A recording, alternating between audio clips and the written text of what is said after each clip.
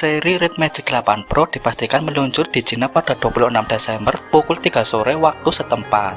Penawaran mendatang akan tiba sebagai penerus seri Red Magic 7 Pro. Merek tersebut telah mulai menggoda fitur-fitur utama smartphone di platform microblogging Weibo. Gambar resmi juga telah dirilis hari ini, memberi kita gambaran tentang perangkatnya. Seri Red Magic 8 Pro memiliki faktor bentuk kotak. Sisi kiri tampaknya memiliki volume rocker dan tombol daya, sedangkan tepi kanan smartphone memiliki tombol game centric termasuk slider warna merah. Panel belakang memiliki 3 sensor kamera belakang yang ditumbuk secara vertikal dalam modul berbentuk pil. Ada branding Red Magic di sisi kiri tengah dan logo di bagian bawah panel belakang. Seri Red Magic 8 Pro juga digoda untuk hadir dalam panel belakang transparan dengan pola seperti Kevlar. Di bagian depan, smartphone yang akan datang memiliki bezel hampir nol dan tidak ada potongan untuk kamera depan.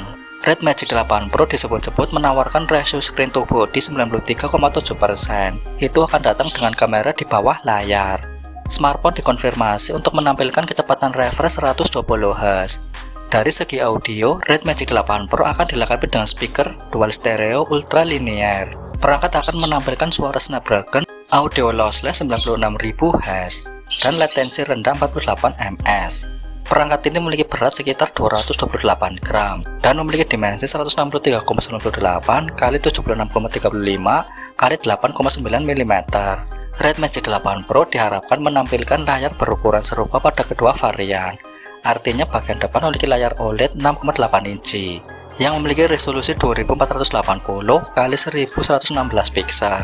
Di bawah tenda, seri andalan baru akan dilengkapi dengan Snapdragon 8 Gen 2 SoC yang akan dipasangkan dengan RAM LPDDR5X 8GB, 12GB, atau 16GB dan penyimpanan UFS 4.0 internal hingga 256, 512, atau 1TB.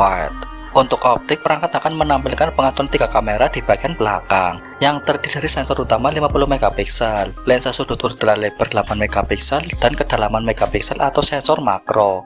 Bagian depan menampung selfie shooter 8MP yang diyakini ditempatkan di bawah layar.